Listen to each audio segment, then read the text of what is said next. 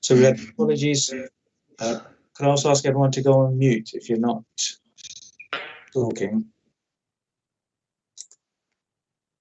Perfect. So we've had apologies from Max Hickman, Patrick Higgs, and Richard Watson. Any declarations of interests that you want to declare now or relating to anything on the agenda?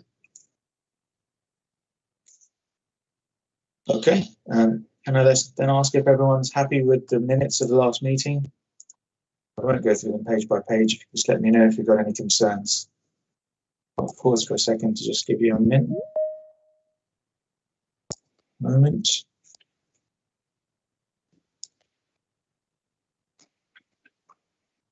Okay, I've accepted the minutes. If we can move on to the matters arising in the action log. Don't believe there's anything pending. And the last item, which is the staff survey outcome, is on the agenda later on. In which case, I'll move on to you, Ed. That's okay. Thanks, Chair. So we've got some media content from my update today, so I'm moving into the 21st century, so I hope you enjoy it. But three items to update on. Firstly, really excellent news that we've opened the Kennedy Way Primary Care Centre in Clacton, which brings together Epping Close and Frinton Road surgeries under one roof. It's an absolutely amazing achievement. I just wanted to put on record my thanks to everyone involved, but particularly Jane Taylor, who's worked tirelessly on this for some time. I think this has been many years in delivery, but Jane and team have really got this moving in the last couple of years. So thank you to them. As we know, it's a 1.5 million investment in primary care estate. We've got 8 consulting rooms. We've got a huge car park, I think 66 car parking spaces. And I know from speaking to the staff, they're absolutely delighted with their new environment. And I think the patients are feeling very positive too. So the CCG comms team produced a short film on the official opening day, which we're going to play to you, which will just give you a sense of the new estate and how wonderful it is. I think Jared will be able to play it. I am Farooq Shamshad. I'm a GP at Kennedy Way Medical Center. It's a great day for us. It's an official opening of the Kennedy Way Medical Center. This is the most amazing and exciting day that we've been looking forward to for a long time. I've certainly been looking forward to it since I saw the plans originally a few years ago. Kennedy Way Medical Center. It's beyond perfect. It's really fit for purpose. It's 21st century. It's everything. It's clean. It's comfortable. There's space. It's friendly for kids. There are beach huts on the walls. It's got everything. It's got a separate phlebotomy center. It's got IT rooms that patients can use the IT to connect with the hospital. We have got the training facilities here. We have got enough rooms for enough clinicians to provide the services locally here. Absolutely fantastic, amazing. And it is such a fantastic building inside. From the outside it looks weird, but inside it is fantastic. It's indescribable really, the difference between this and our old surgery. The most amazing thing, and I'm really grateful to the NHS staff, Ed Garrett of the CCG, all of them. It's been an amazing piece of effort, and here it is, completed and open, and patients are coming and going now.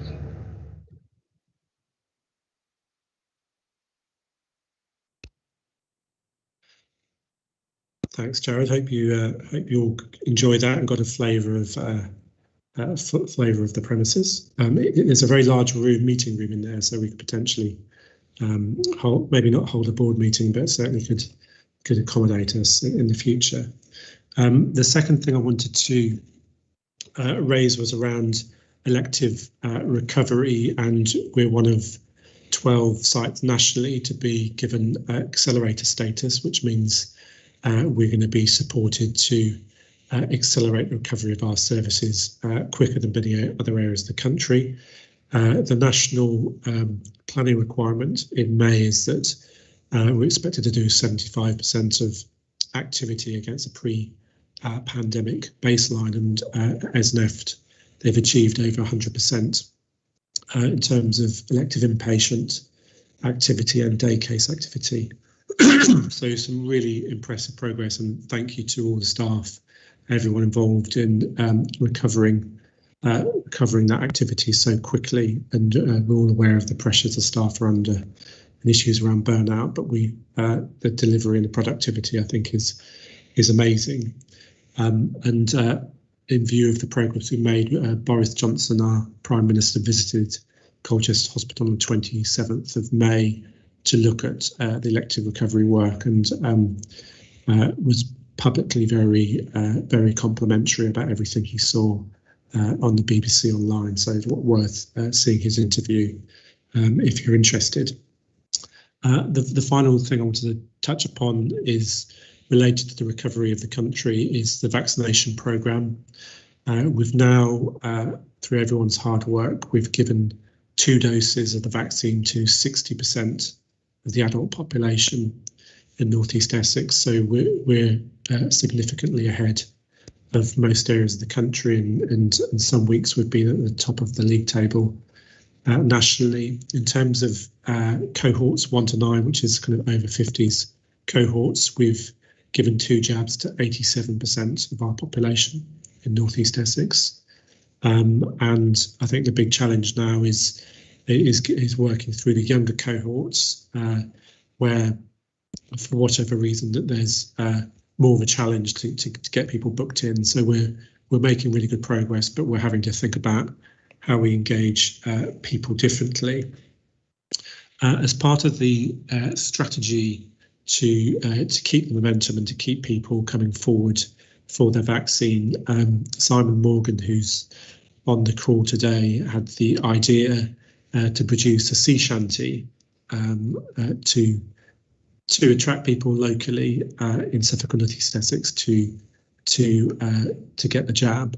What we hadn't anticipated is this got massive national interest, and was shown, the film that we've produced was shown on BBC Breakfast, Good Morning Britain, was talked about on Radio 5 Live, Radio 2, Look East, as well as BBC Essex and other channels.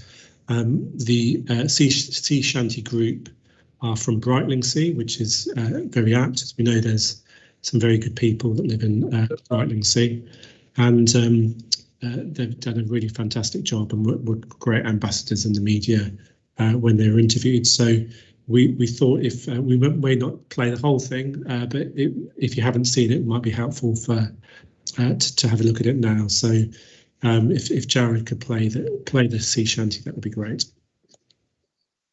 When COVID-19 came our way, we feared that indoors we would stay. But now there's a vaccine. Hip hooray! Let's get that jab and go.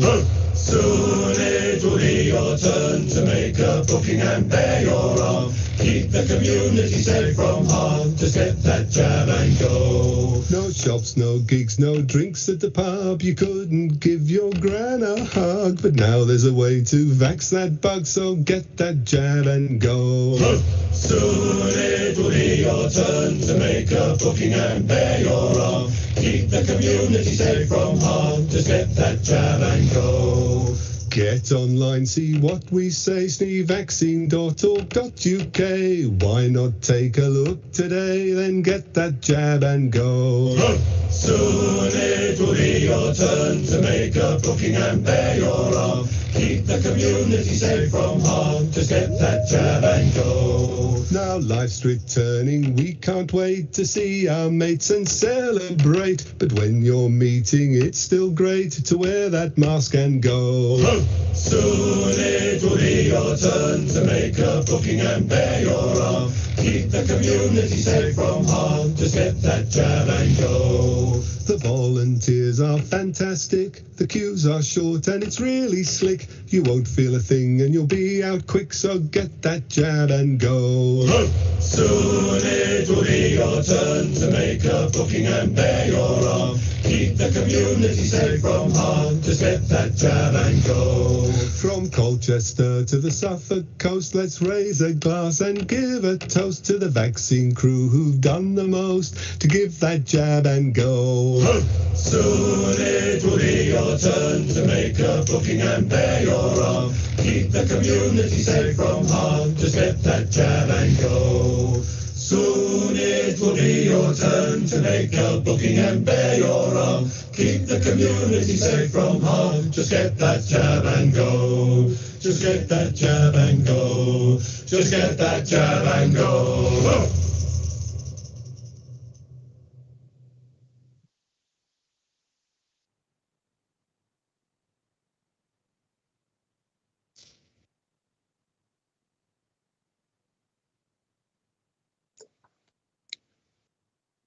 That's my update concluded. Thanks, Chair. I don't know whether Simon, you want to say any, make any comments on your film? No, it kind of says it all, really. One thing I think we have had back in terms of feedback is that we have received a few comments from people who were perhaps a little bit hesitant before going for a vaccine. Having listened and seen that film, they feel a bit more reassured as well. So that was a good outcome from us. But we've had widespread coverage, and big thanks to the team, the comms team there for putting it together. Thank you, Simon, and thank you, Ed. I'll wait to see that one in the charts then when it's released. Mark, you got a question? Yes, thank you. First question is, why were we not asked to take part? I wanted to be in a top 10 hit at some point. Secondly, and more importantly, the accelerated funding, it's fantastic that we've got that and putting that to good use. You did mention partly what my question is going to focus on about staff burnout. That's been in the news recently. So I just wanted to understand how, with the extra money, we'll be able to sort of increase our productivity and get back onto track with the waiting list for the elective care. But how do we do that, bearing in mind we haven't necessarily got more staff? We're asking staff who've also done a fantastic job during COVID, now with the vaccines. What else can we do? I just wanted some reassurance on that. Thank you. Thanks. I might ask Amanda to come in. So I know this is a topic at the people board, but it is definitely a big challenge. Part of the strategy is putting on big weekends, for example, Mark, where we're kind of absolutely working as hard as we can 7 days a week, but there's a question about sustainability. So I think it is a challenge. But Amanda, do you want to talk about the workforce programs? Yeah. Thank you very much, Ed. So thank you, Mark. A good challenge and very topical at the moment. It's something that is taking up a lot of our time at the Suffolk and North East Essex People Board. And in fact, last week we had a system event called How Do We Heal for our health and wellbeing staff. And this was something that we did discuss and actually ask ourselves, how can we ensure that we protect our current workforce? Because at the end of the day, we only have one workforce. So it's a real fine balance in terms of supporting and ensuring that they take their appropriate annual leaves and breaks and the like. But there's also something about how we support our staff in terms of that wider workforce transformation. And speaking to colleagues at ESNEFT, they are some of the local conversations that we're having around that wider transformation agenda and working with them and seeking their support on how we can move forward. So it's not an easy fix, far from it, and something that the People Board have actually acknowledged is something that we need to be focusing more on, and indeed is something that we are discussing further at the meeting at the end of June, Mark. Thank you, Amanda. Lisa?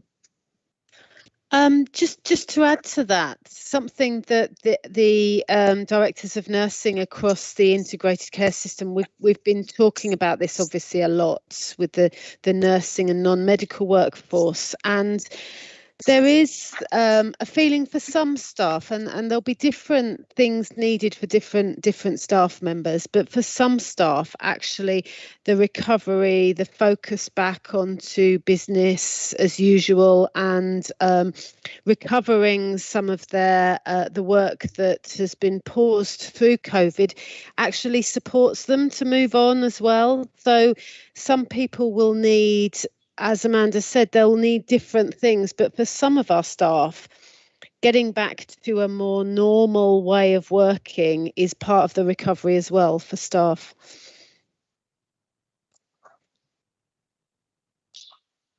Thank you, Lisa. I think it's an important area, really, to be fair. And just going back to the other update that you gave, Ed, around Kennedy Way. I must say I've been to the site, and I've actually got car park envy, if there is such a thing, because there's masses of spaces to park for that site, and the building is really modern and fit for purpose. I think it's just great to see that transition down in Tendring, and hopefully at some point over the next 50 years or whatever, I think we'll see primary care or any building that delivers healthcare to be so modern to be able to provide it, because it means quite a lot if you go to a nice clean building and receive healthcare from there. It just changes your experience of the whole thing. So I think it's really important. Also looking forward to your singing voice, Mark. Pam, you got your hand up.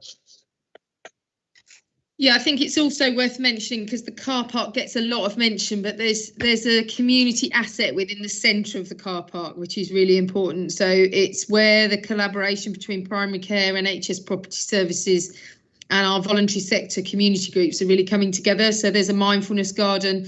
There's a garden for space for men with sheds. There's going to be a whole thing about addressing health inequalities through that space.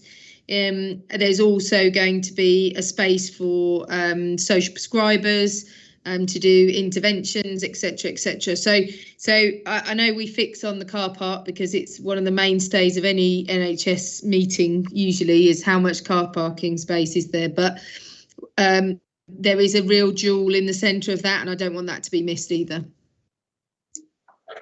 Still pretty impressive. Ed?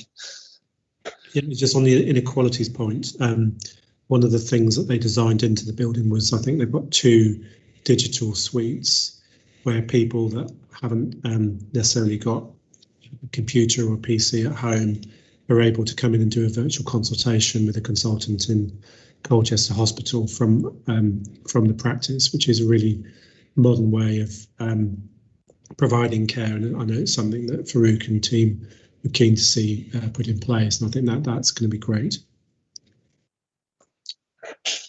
Thanks, Ed. And I think that's where partners can help support it as well, because I know in our local surgery, when we did something like that, it was really important to get the council involved or voluntary organisations to try and encourage people to do that. So I think we had a link to the council website, so you could come in and do all your council related, or use the council website to use council related functions as well. So it just makes it more of a community asset rather than necessarily an NHS asset. Thank you. So anyone else got questions, or too busy singing the sea shanty song?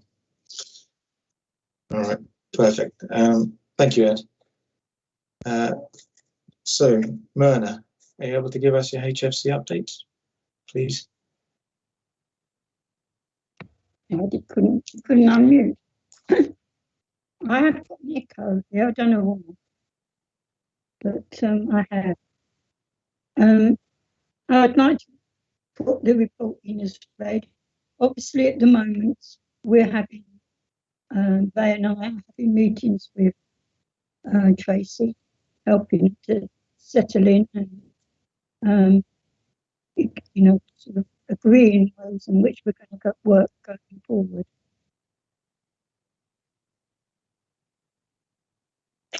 I'm afraid I didn't really hear much of that, but it might just be me.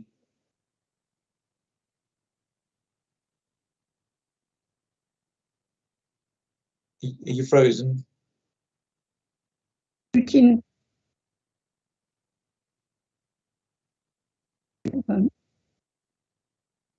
Okay. I'm not sure if you're having such. Going to try again.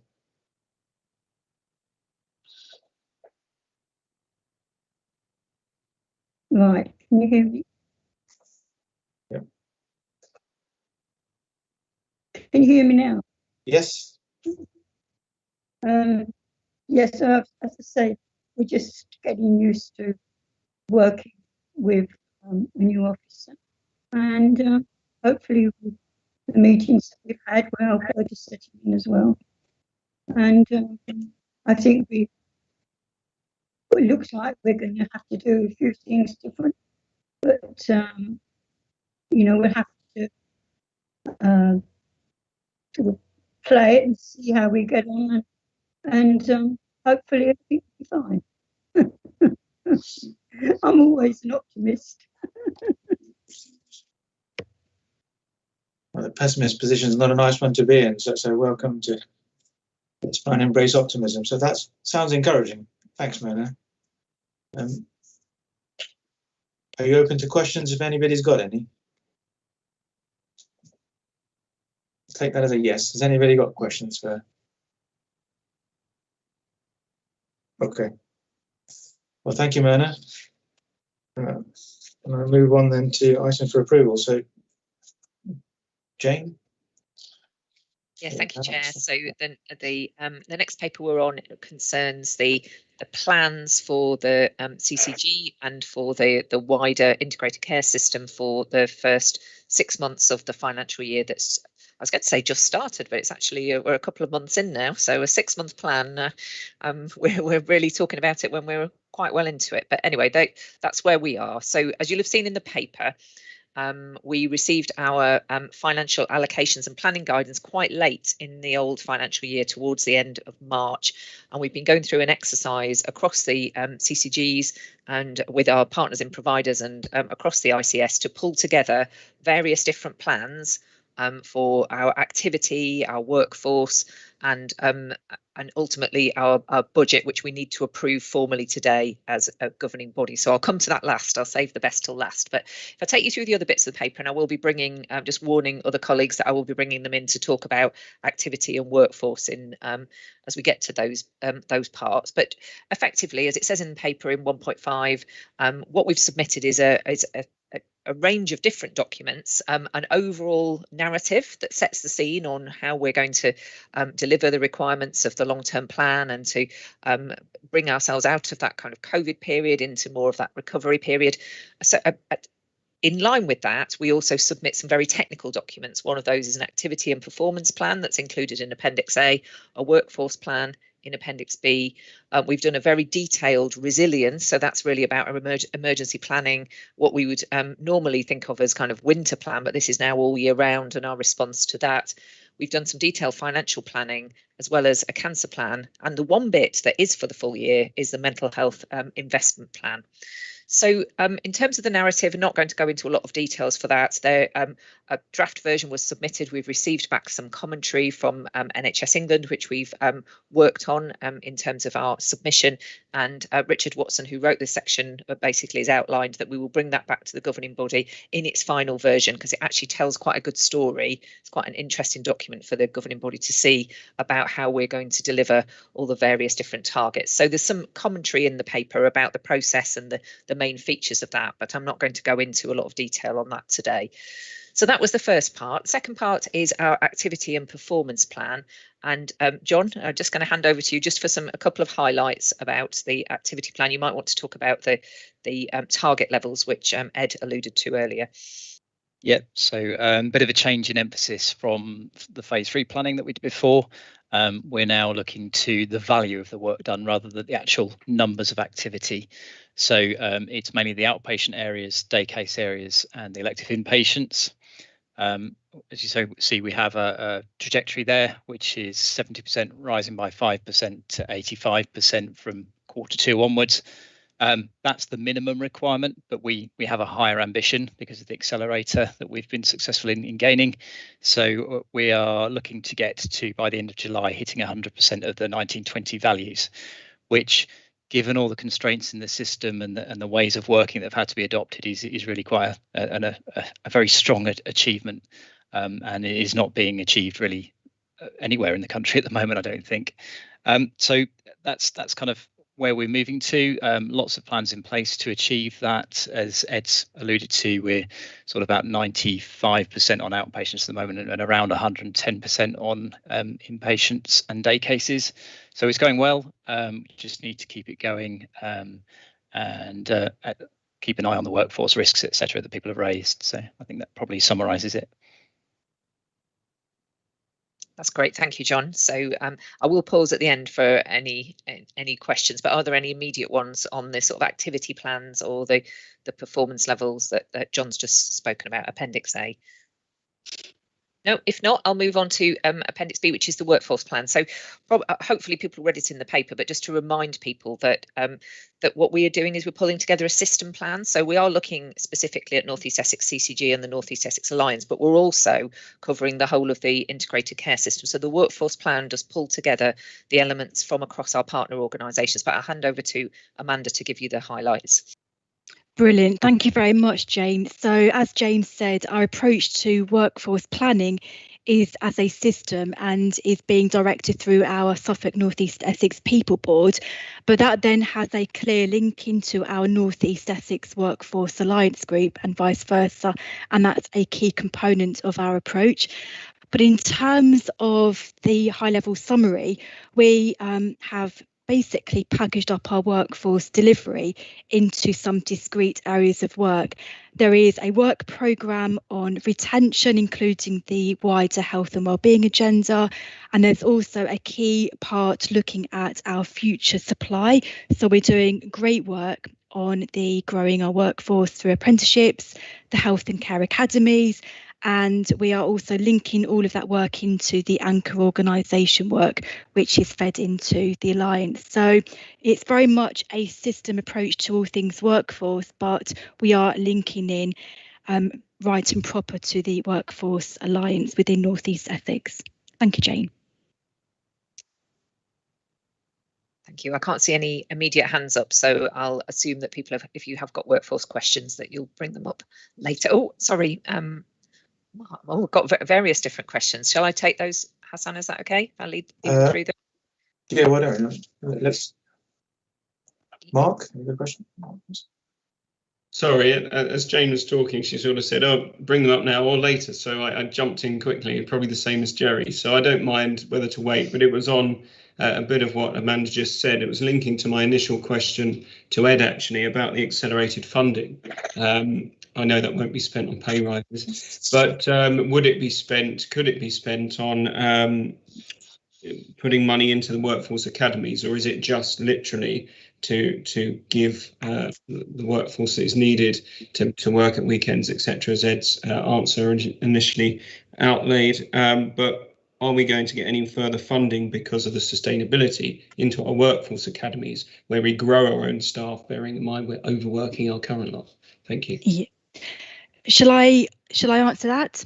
So very good question, Mark. And in terms of the accelerated funding, there won't be a direct funding into what you've alluded to, but there will be a lot of opportunity to be looking at funding to support the health and care academies that is doing great work in tendering. And we have recently been notified of 21-22 workforce transformation funding, and it's a repeat of what we got last year, and a significant chunk of that will go in to support the ongoing work Rachel Sestak and her team have been doing and continue to support that Health and Care Academy agenda, including the apprenticeship. So we have a lot of opportunity, Mark, and we have the system wanting to actually invest in our workforce, and that's something that I am committed in doing going forward.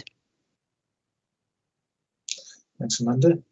You've got a few questions coming your way, Jane. You happy to pause here and ask some questions, or did you? Okay, Jerry? Yeah, I'm looking at Appendix B1, which is the primary care figures. And I'm interested as to why the big increase is at admin staff, whereas GPs and nurses seem well below the establishment figure, whereas admin seems well above. That doesn't really seem quite right to me. So I was interested in why that was, what it is. Thank you, Jerry. And that's something that we have been collecting from our primary care workforce. But I will double check those figures. But I am confident that the figures that we have presented and included have been taken from intelligence that we've captured from across the system. There is a lot of work happening in primary care, as you would have heard this morning at a remuneration committee. We have got significant investment opportunity, and part of the challenge and opportunity is been working with primary care over the coming months to make sure that we have the necessary investment that is handed down to ensure that we have a sustainable workforce going forward. Thanks, Amanda. If it gives you any point of reference, Jerry, in a practice, actually the proportion of money spent on admin and on clinical staff dwarfs the clinical staff, just because of the sheer numbers that we need to carry out the function. So I think that probably is correct and relative. It was just the way the baseline seemed to be growing above the establishment for admin, whereas it wasn't for GPs and nurses. It's the growth of non-clinicians having to perform the roles because we're not growing enough clinicians, Jerry. Ed. Yeah, just to come back on Mark's question, which is a really good one, because the accelerator funding is to see us accelerate in the next couple of months. There's a question about what happens to make this sustainable longer term. So I agree with you that actually what we should be doing is investing in our academy, etc., for a longer term benefit, because we'll probably see us really fly forward, and then at the end of the summer there'll be a question: how do we maintain it? So I think it's a good challenge. Thanks, Ed. Jane, are you good to carry on? I am, yes. So thank you. As I said in the introduction, the next part, Appendix C, is our resilience plan. And John, I didn't know if you'd got anything that you wanted to highlight in this one. Yeah, just thanks. Just to say, it's a H1 plan, so it's a bit of an odd one. It doesn't go into the winter period, so it's largely built on our learning from COVID, previous waves. It looks at the additional capacity, what we do in surge, what are the key critical areas, so the critical care units, the oxygen flow. It looks at productivity and sustainability measures that we've put through, and anything else we've learned, really. So it's just a summary of what we've learned to enable us to employ that should we need to. The work for the winter plan for the next half is well underway, and the plan will come back here once that's complete. Thank you, and I'll be clear this time. Were there any questions on the resilience plan? No, if not, I will carry on. As I said, saving the best till last. I'll skip past the financial plan and come back to that at the end, if that's okay. The cancer plan is section 8. This one, we haven't given you the full details of this, but given you the summary of the cancer plan. The Cancer Alliance are busy doing a set of presentations around the executive committees, operational executive, alliance committee, and the clinical executives in West Suffolk and Ipswich and East Suffolk, talking about the overall funding that we receive on top of our normal allocations for cancer. But there's some detail in the paper about the main priority areas within there. I will just pause briefly to see if there are any questions on that element. No, if not, moving on, then there are two financial plans in here. I'll talk first about the mental health investment plan, because in a really positive sense, this area has obviously received a real push at national level, and we have been given confirmation of our budgets in the mental health sphere for the full year, as opposed to half year, which I'll talk about for the rest of our budgets in a moment. So included in section 9 is very detailed breakdown both of overall as a CCG how we will be plan to invest our money in mental health, but also demonstrating that we will be creating what's called the parity of esteem, whereby we will be investing at least as much of an uplift in mental health services as we are within physical health. Indeed, the amount that's going into mental health, you can see in the paper, is really significant in the context of the rest of the resources that the CCG is receiving, which is really positive in enabling us to make a very significant amount of investments that are detailed in the paper.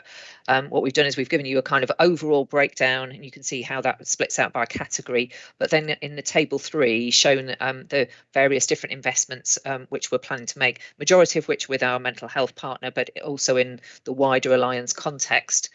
In the next year, mental health is receiving a significant amount of service development, SDF, and SR funding this year, and you can see in the final table how that breaks down for North East Essex CCG. And I think overall it's fair to say it's a really positive position, both in terms of that security of funding, but also helping us to make progress on those planned investments. So I'll pause there and see if there are any questions on the mental health elements.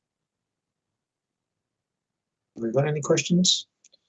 Yeah, can I just ask, you may not know the answer to this, Jane, but just in terms of the SDF and SR, what proportion of the baseline funding does that comprise? So what's the additional, is it a 5% increase, 10% increase on previous budgets, do you know? Or I don't know off the top of my head, but I'll calculate it and put it in the chat. Okay, it'd be useful to know that. Anyone else? Okay.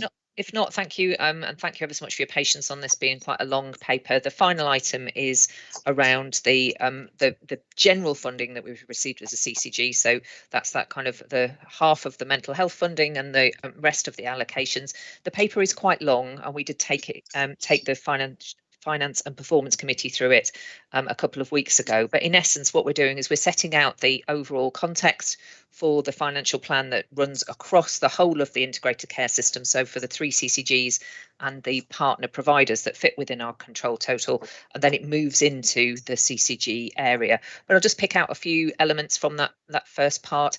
We do continue with a sort of a hybrid model.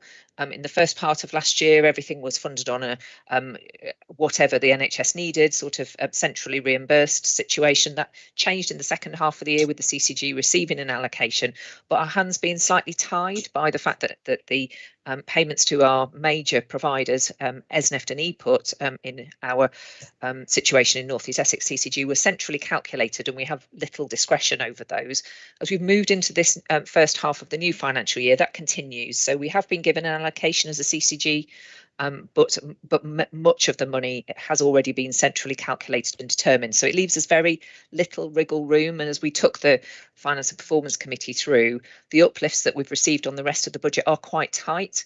So it doesn't leave an awful lot of room for manoeuvre overall. But I'll come on to that on the CCG budget. What the system has received is it has received effectively a rollover from the end of last year. So all of the organisations in our patch managed to break even in the old financial year. And part of the way that the sort of historic deficits in the trusts had been dealt with through that was through some top-up funding, which they were provided, first of all, directly, and then in the second half of the year via the CCGs. That continues. And hopefully that will enable all of our constituent provider organisations to break even. And we have all put in collectively plans to show a break even position for this first half of the year. Included in those slides are the assumptions around inflation. They're slides around the COVID funding, which we as a system received for the first half of the year, which was about 48.5 million that we've distributed pretty much in line with how we did in the second half of last year. So the majority of that goes on to providers, leaving a small balance for CCGs. There's a table in there about the North East Essex Alliance growth monies. Across the STP ICS, we received 17 million of growth monies. Now, that sounds like an awful lot, but given the pressures within the system, what that's enabled us to do is to roll forward a lot of those items that we put in place during the COVID period, such as enhanced end of life, discharge hubs, etc. It's basically enabled us to continue those for the first half of the year and to plug a few of the gaps around the cost pressures. But overall, as the slide that's the last slide in the system shows, each of the organisations has taken their financial allocations, it's worked through its expenditure plans for that first half of the year and pulled together a plan to show a break-even position. Now, that's not without its risks. You'll see within the table, there's round about 37 million of financial risk flagged within those plans, but the organisations have indicated that they have mitigations in place to offset those, and we'll need to see how the reporting starts to flow, as it will do in the next week or so, about the achievability of those. There are some risks that have been raised at the Ambulance Trust around that. But as I say, we'll need to see the figures as they come through.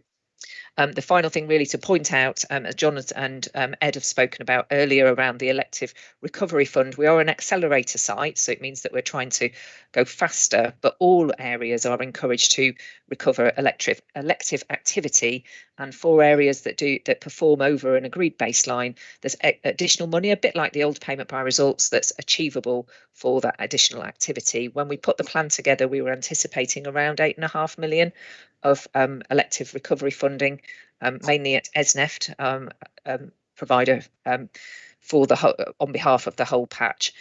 We now, as an accelerator, are expecting to exceed that, but we'll need to monitor that as the time goes through. In terms of the CCG budgets, these have been looked at by the Finance and Performance Committee. They are for the first half of the year, but what you can see in here is the overall set out of the budget.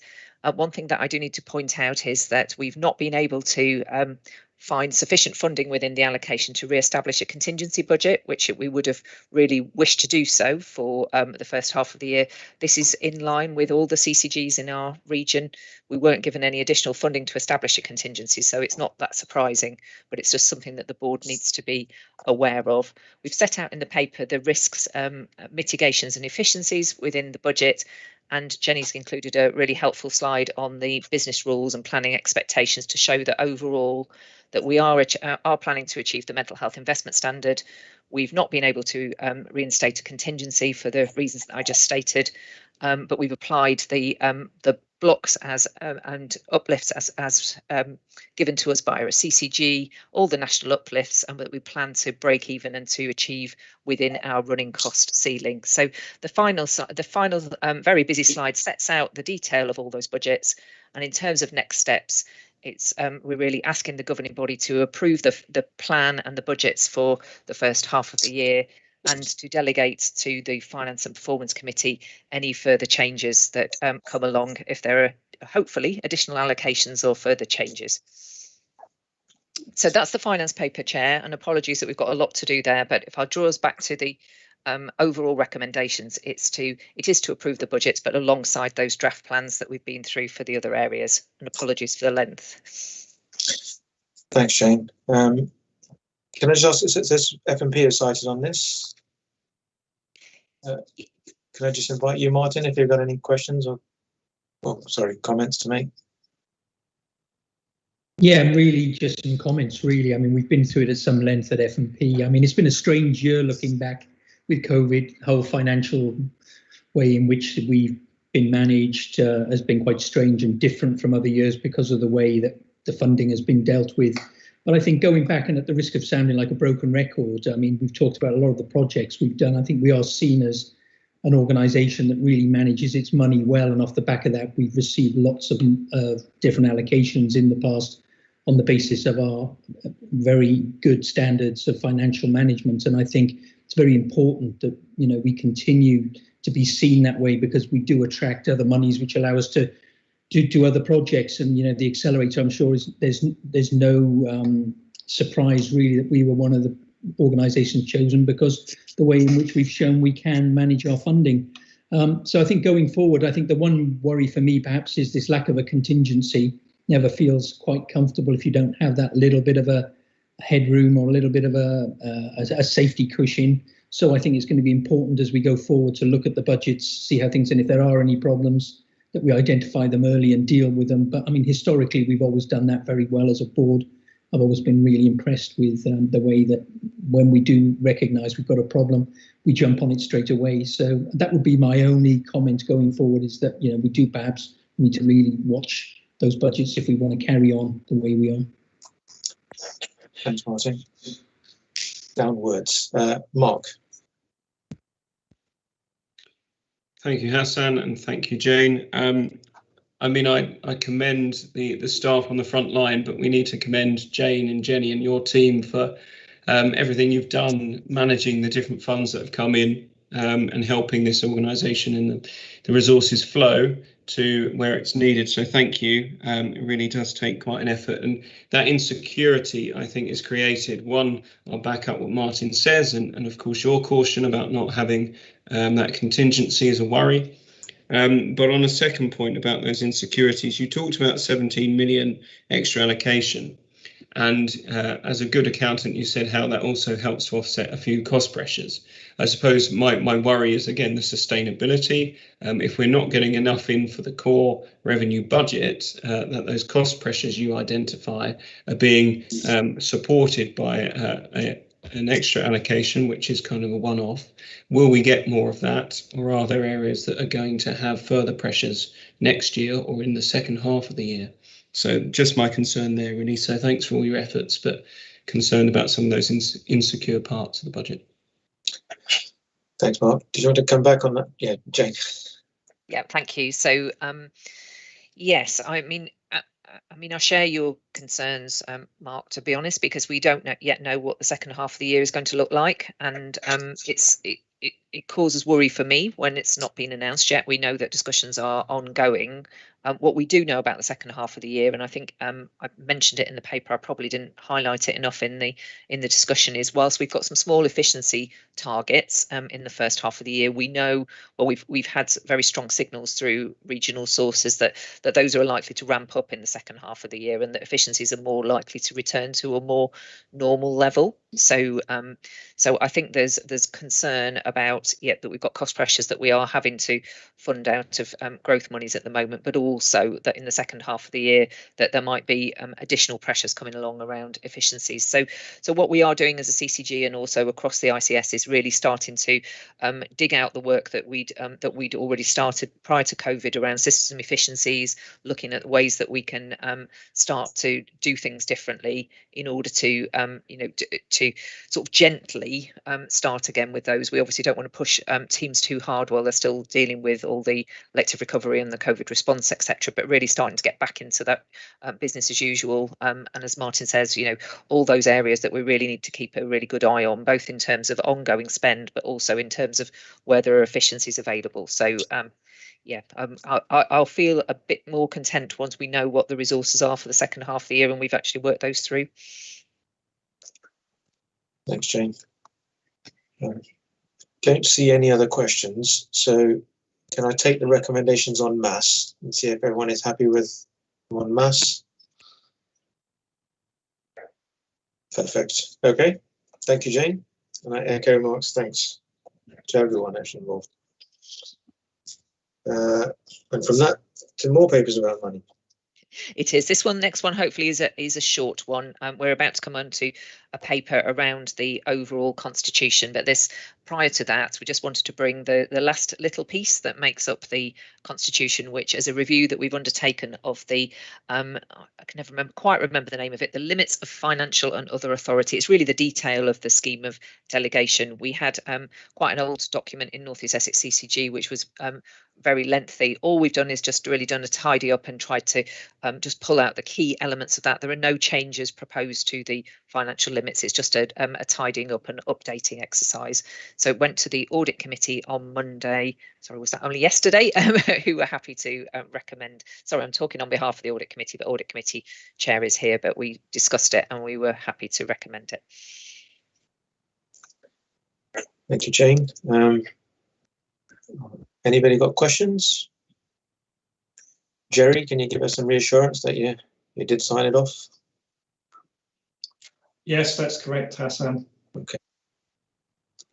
You got some good powers there, Ed. Okay, well, if there's no questions, I think the recommendation is for us to approve those in line with the next paper that's going to come. So no objections. Okay, thank you. Thank you, Jane. Happy spending, everyone. So that brings us on to the Constitution. I don't know if it's me or Amanda can lead us up. I have to be honest, I've got version fatigue of reading the Constitution. So I'm happy to take the paper as read. It's come several times to board members. It's been circulated to the LMC, circulated to member practices. Had no negative comments from the LMC and had no negative comments at all, in fact, from primary care colleagues.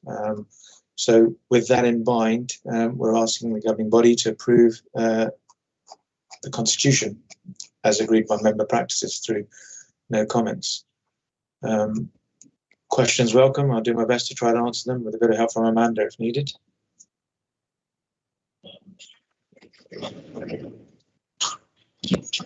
I'll take silence as everybody's content with the Constitution. Perfect. It's quick and easy. In which case, I'm just going to pause for a minute to see if we've had any questions come in from the public. Simon? We've had no questions before the meeting and no questions through our social media platforms so far. Okay. So we do have a time allocated on the agenda, 3:30 for public questions. So I'll crack on. If we get any between 3:30 and 3:45, could you let me know, Simon? And we might want to take a bit of a pause to answer them at that time because we are running a bit ahead. No problems. Perfect. So let's move on then to the integrated performance report. John, are you going to present that in Paul's absence? Yeah, I think Paul might have asked Martin to give some highlights. Is that right, Martin? If not, I can.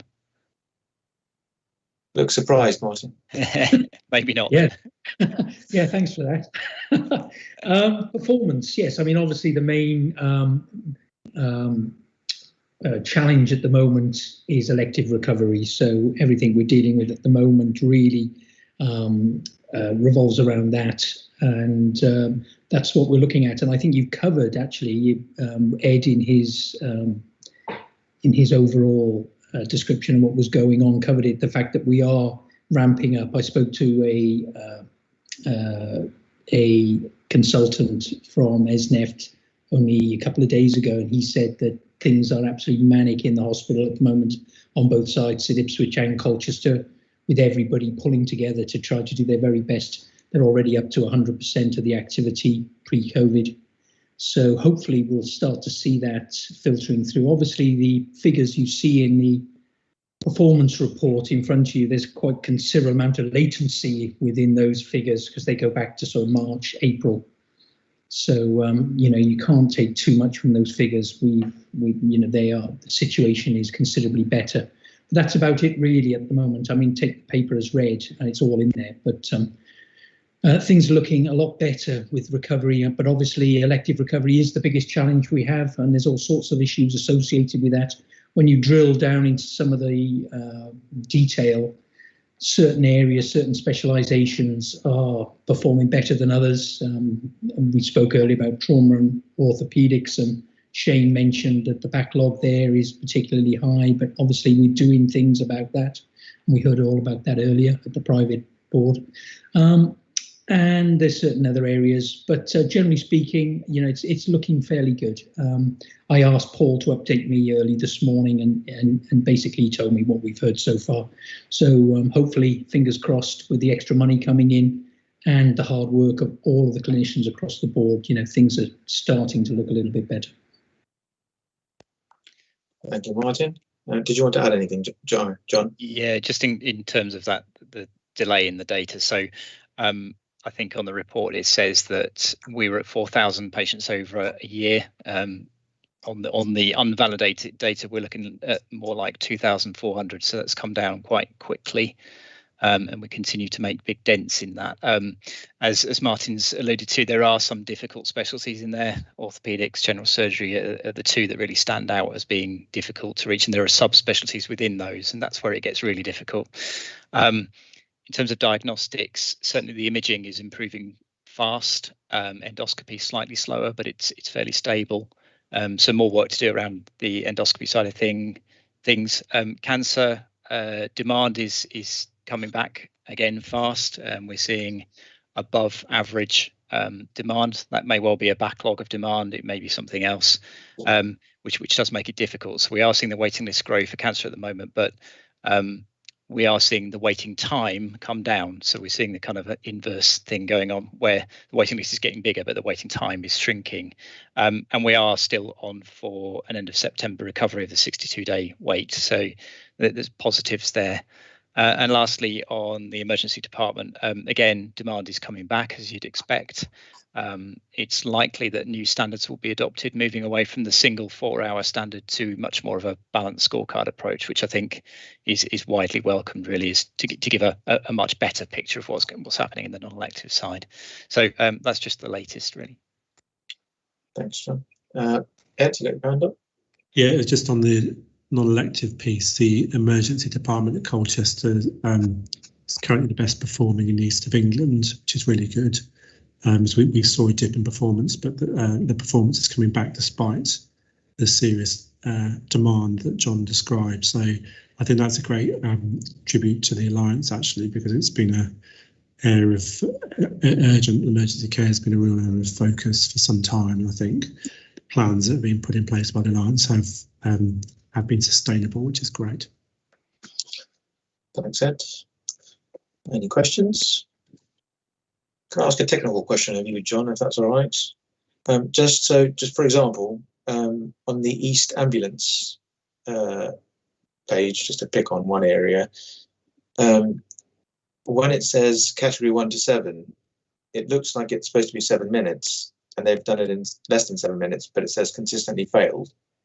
And then further down, and a few places in the document I've come across this both met and failed box, which is new to me. I'm sorry if I missed it before, but okay. Yeah, so those indicators are based on statistical process control. So if we are pretty much always missing, you'll get a consistently failed. If we're pretty much always hitting, we'll get consistently passed. Probably aren't many of those. And if we're doing a bit of both, you get the amber. I'm not sure about the technical one on it showing around that category 1. I'd have to check that unless anyone else knows. Okay, maybe that means that the red is for the year as opposed to the last month, because it looks like this month and last month they've met it. But okay, perhaps that's okay. I think they're pretty much there over the year for category 1, but the other categories they haven't hit. So I think that's what, if you look at it, all the performance together, that's why you wouldn't say it's meeting it. But the category 1, you might say the most important that they're doing really well on. Okay. But I think that doesn't, it's not necessarily reflected on that chart, is it, that way? That's what I meant. It's just trying to understand it. Perfect, that makes sense. Okay. Any other questions? Okay, in which case, let's move on to the Audit Committee reports. Jerry, you out? Yeah, thank you. I'll take the paper as read on the meeting on the 13th of April and take any questions in a minute. But I'll just mention briefly yesterday's Audit Committee, which Jane referred to, where we considered the annual accounts, and we also considered a letter from, or a report from, the auditors. It's the first time we've had this external auditor, BDO, they're our new external auditors looking at the accounts. And I have to say there was very little in there, certainly nothing to be concerned about. So I think it's worth praising the finance team again. I did do it at the Audit Committee, providing nothing's found in the next couple of days, because the 3 audit chairs have a final process of sign off of the accounts on Friday. But overall, if it stays as it is with the auditor's report as we saw it yesterday, or fairly close to that, then I think it's a very good effort for all the finance team. So, sort of congratulations on that. Happy to take any questions on the actual report, which is about the 13th of April meeting. Thanks, Jerry. Can I entertain any questions? I'll ask if anyone's got questions.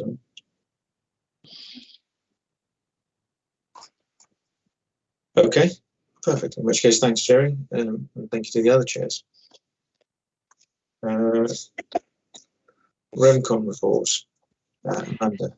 Thank you very much, Chair. So this is a report covering the activity of our last REMCOM meeting that was held at the beginning of April. The key items that we discussed are shown in section 2.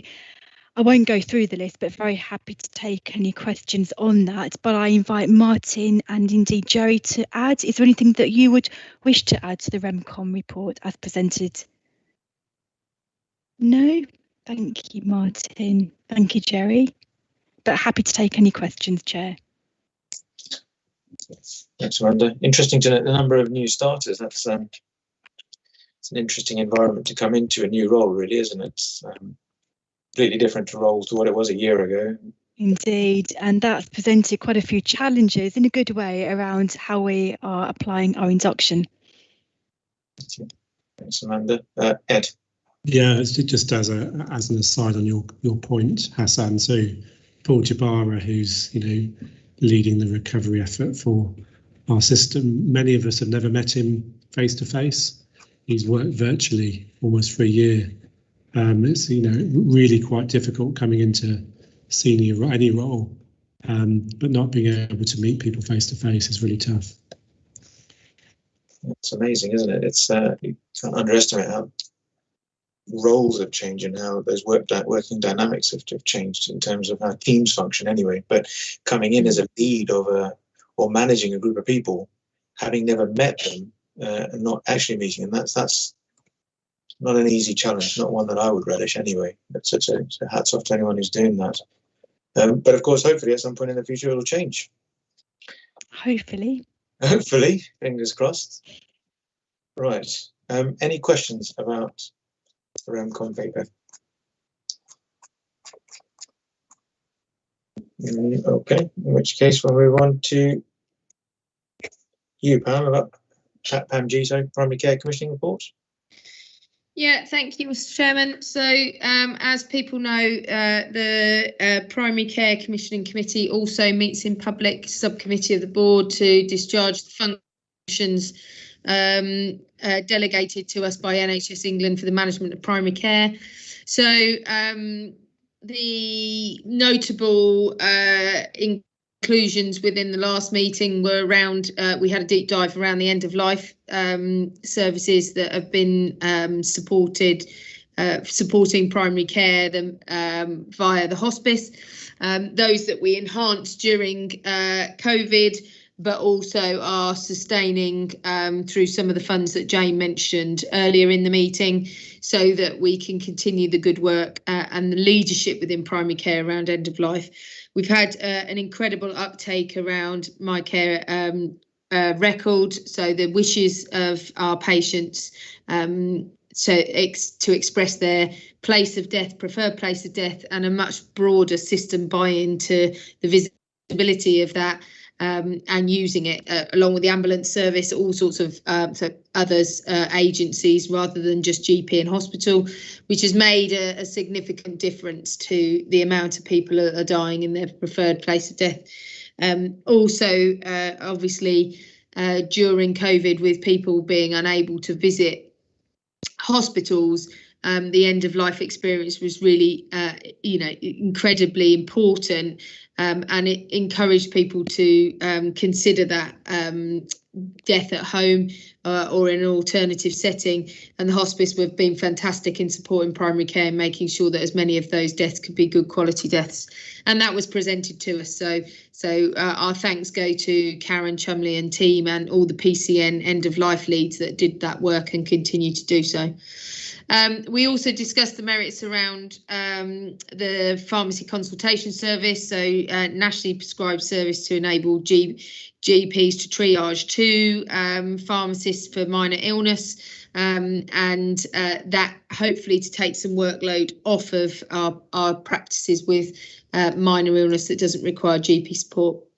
Our care home, I'm sure Lisa will talk about it in the quality report, but the support to our care homes has changed radically from primary care in the last year, and there's a summary within the paper around the benefits that the direct enhanced service for care homes has delivered in North East Essex, alongside also obviously the rates of vaccination within our population. So we've just, in the last few weeks, finalised all the mop-up of the final jabs for patients within care homes in North East Essex, a collaborative support between primary care and CCG staff, nurses and AHPs.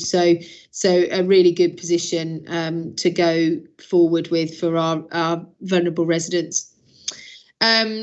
Obviously, it was talked about in the opening of the meeting around Caradoc, sorry, not Caradoc, the Clacton practices moving into the Kennedy Way establishment, and that contract went live on the 1st of April. So that's just bedding in, and we obviously really excited about the benefits of the enhanced environment. We also approved the relatively minor changes to the PCN networks and the practices that are working together. So some changes between Thorpe and Ramworth. So Thorpe Surgery has now joined the Clacton PCN.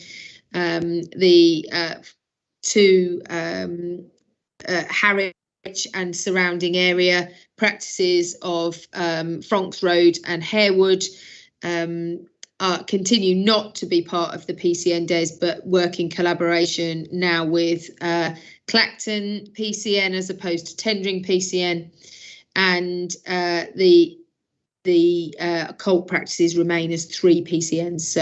So they're the minor changes that we signed off there within the meeting. So obviously we always have our dashboard around primary care and the changes on guidance, etc., that we need to update the committee on, but I'll leave those as read within the paper and not summarise those. But just I'd like to take this opportunity again to thank primary care for its incredible effort within the vaccination programme in North East Essex. Moving forward into a model now around an outreach model for Pfizer vaccination within primary care. So it's now some slight moves around the hubs that are taking place at the moment, but again, just still a fantastic response from most of primary care. So couldn't have done the vaccination programme as quickly as we had without that incredible support.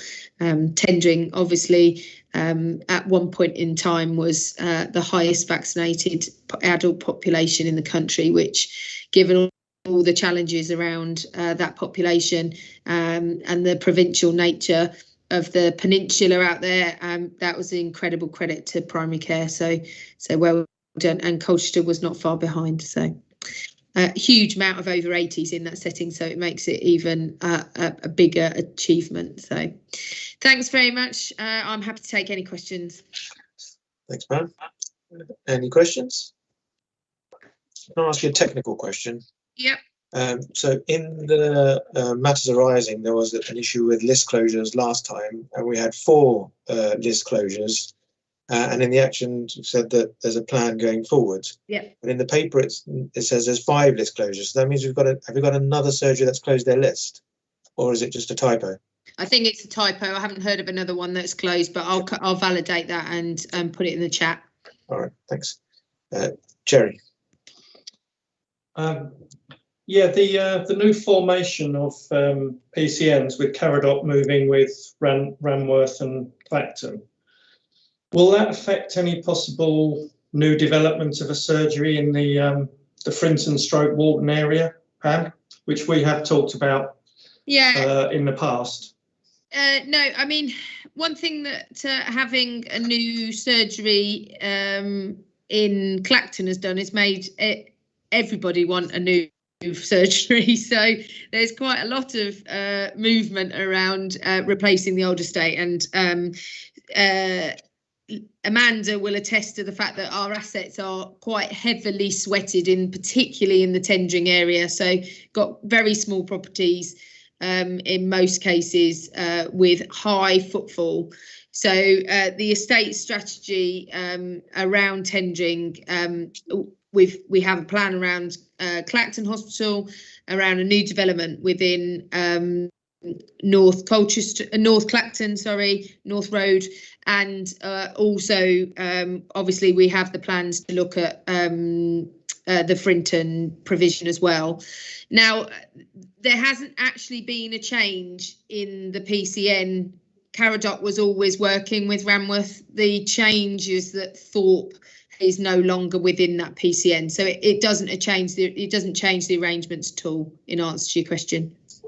Just one comment, Pam. I mean, we have been trying for quite a long time, well before Kennedy Way, to do something here.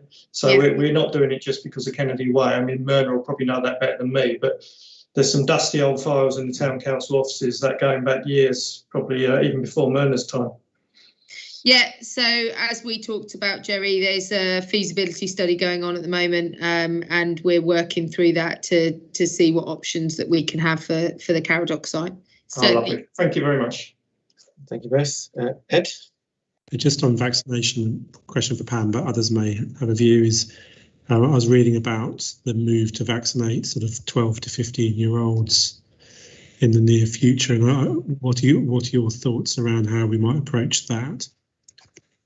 So I think Lisa's probably more well cited on the school nursing structure to give you a more structured answer on that. I mean, there is already school vaccinating programs out there, and what the general consensus is you go to where people flock and make it as easy as possible. So we'd be working with local authority schools and school nursing for services to make sure that we got the best take up possible within that age group. Thanks, Pam. Did you want to add anything, Lisa?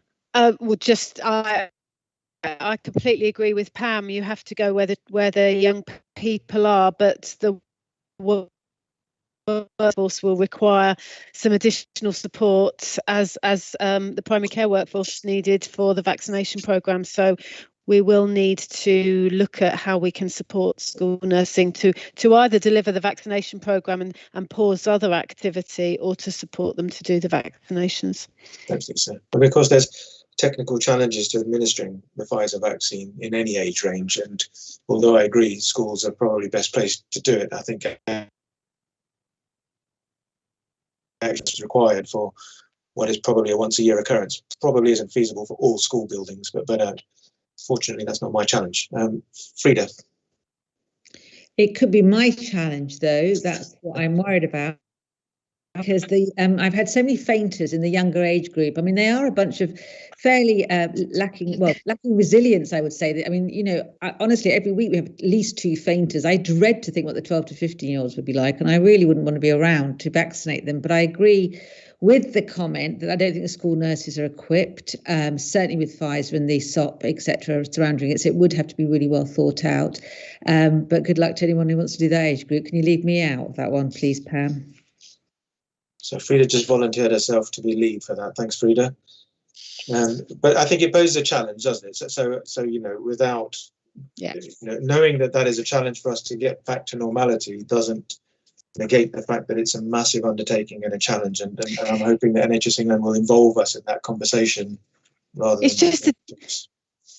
Sorry, Hassan, it's just a different challenge. We've had many challenges along this vaccination programme. It's just a new and different challenge that we need to work through. Yeah, exactly. If I can be honest, I'm kind of sick of challenges now, to be fair, but I'm all challenged out.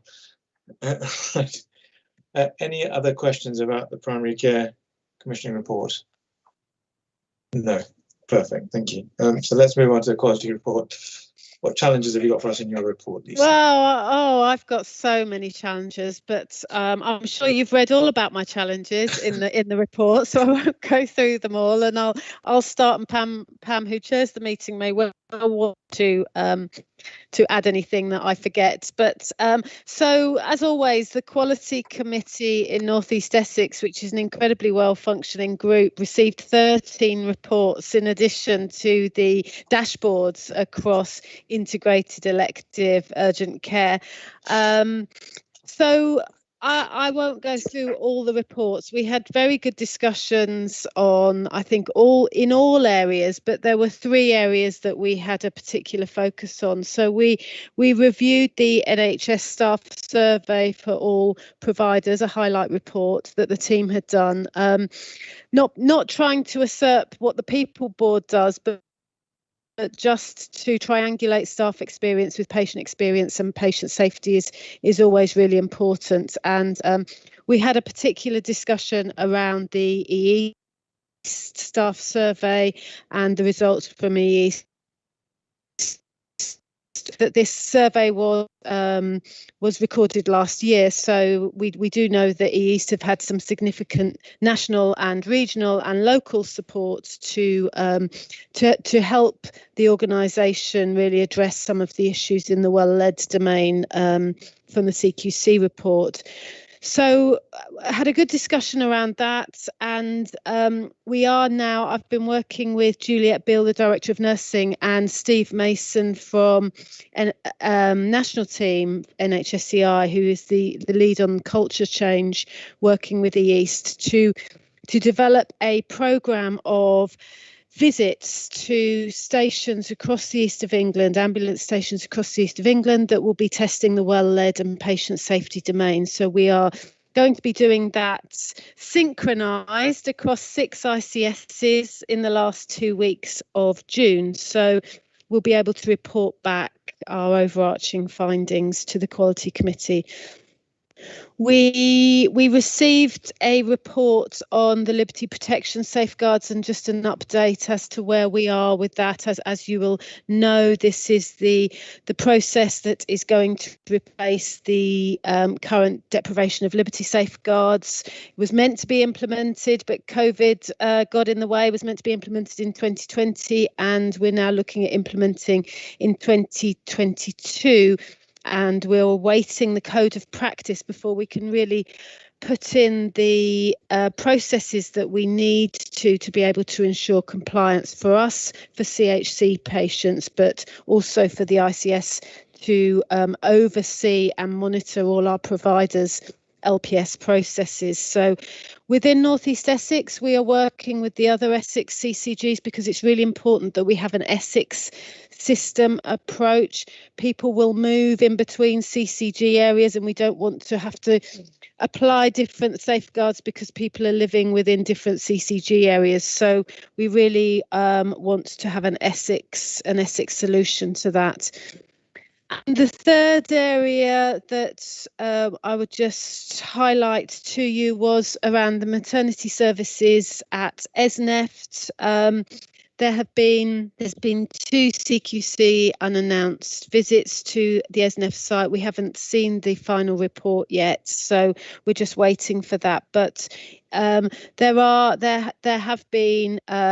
there's been a joint visit between NHSEI and CCG also onto ESNEFT maternity services, and with ESNEFT we are looking to support them to address some of the issues that they have around vacancy rates. We've done an LMNSB recruitment event. We've got a great video that Sarah helped us with from the CCG that is really kind of promoting working in the maternity units at ESNEFT and at West Suffolk Hospital within the ICS. And we had a really great recruitment event. We recruited quite a few midwives, new midwives and student midwives, particularly to the Colchester site. So that was really good, and we plan to redo it a bit later in the year to capture some more new recruits. There has been the director of midwifery retired a few months ago, but ESNEFT have now managed to recruit into the director of midwifery post, which is really exciting, and the new DOM starts in September. So I'm just supporting ESNEFT with my clinical lead midwife at the moment, providing some additional leadership support. So I think they're probably the 3 areas I was going to highlight to you just from the report, but I don't know if Pam wants to add anything. Thank you, Pam. Certainly, thank you very much. I don't want to add anything in terms of detail, but I do want to make a couple of observations. So I've been chairing this committee for some time now, and I've got to say in recent months of the last year or so, I've seen the range of complex topics coming to the committee increasing. And I'd just like to comment on 2 things. First of all, the quality of the papers that supports them. We're very rarely left with any significant gaps or questions around gaps. And secondly, and Lisa, please don't be embarrassed by this, but the depth of knowledge that Lisa is able to bring on some quite niche questions and areas of focus, it really is adding to the assurance I think I can give the board around our oversight of quality in the CCG. Thank you. Thank you, Pam, and thank you, Lisa. Thank you, Pam. So has anybody got questions about anything in the report?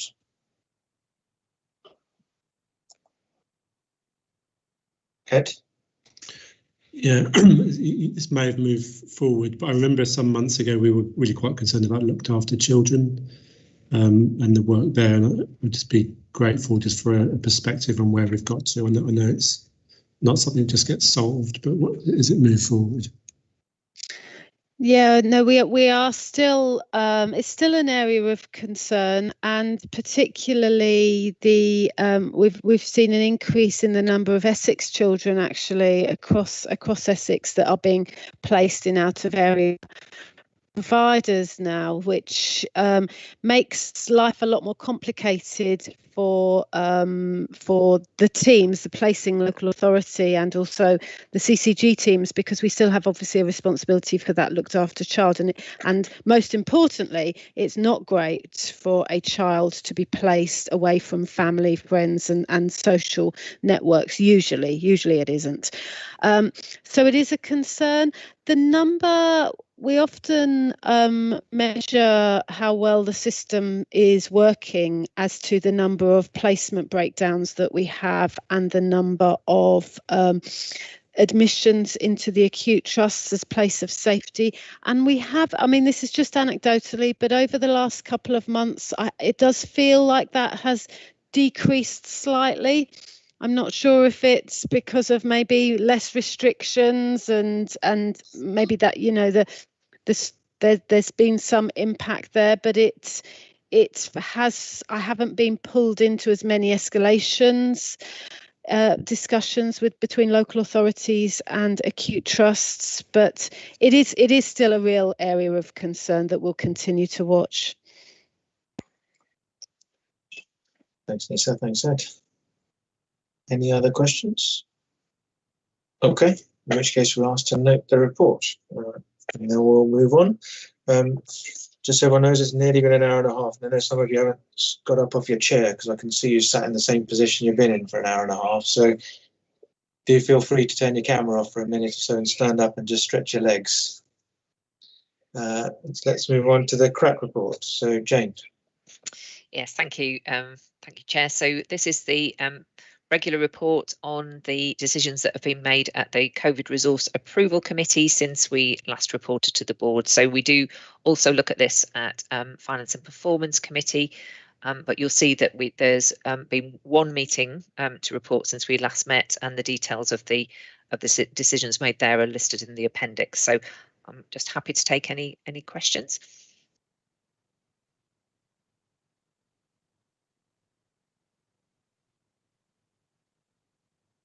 Hassan, are you on mute? Yes, I am. Sorry.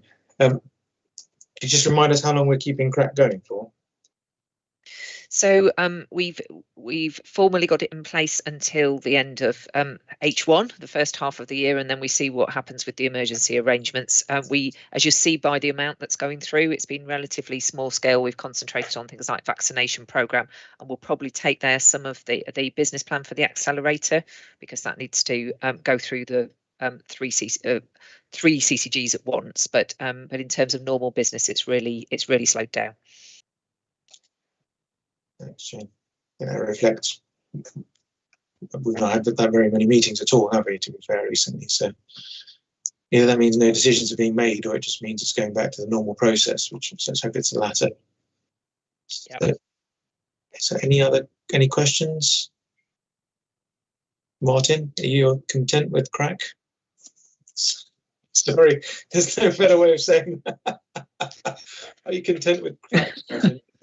Yeah, quite happy with it. Yeah, we keep an eye on it every month, and we just ask all the relevant questions. Yeah, quite happy, and yeah, it's been a success really. It just goes to show that during something like a pandemic, when there's a bit of a crisis on, you have to be able to move quickly and efficiently and effectively. And Jane and the rest of her team in the crack have done that very well. Thanks. Thanks, Martin. Okay, we're asked to note that, so thank you, Jane. We'll move on to the Alliance Committee overview report. Pam G.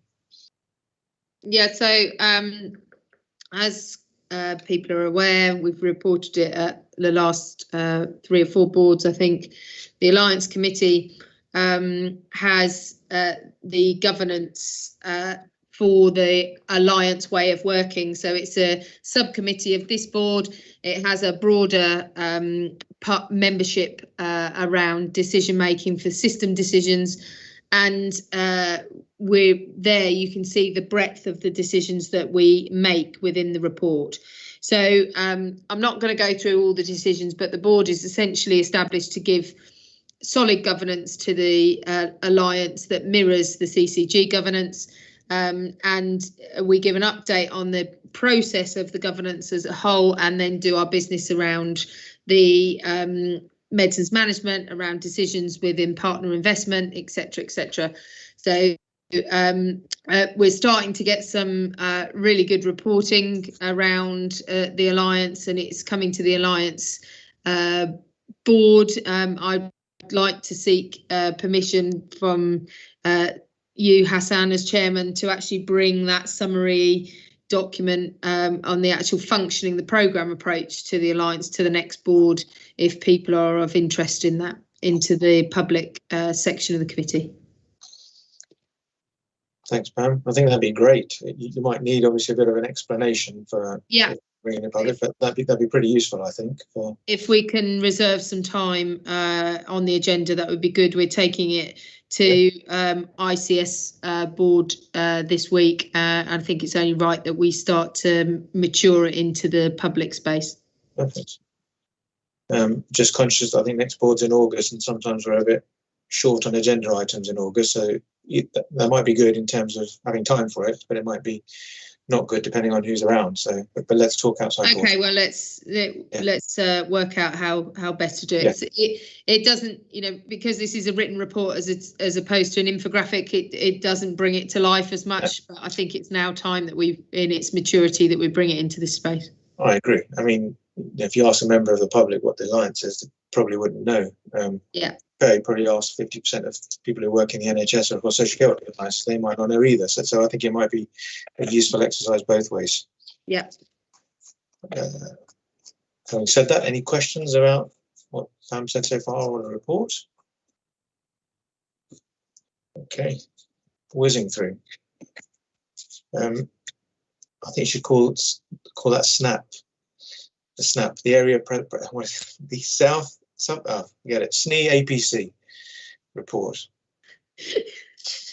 Trying to create an acronym for everything today. So yes, I'll make it snappy anyway.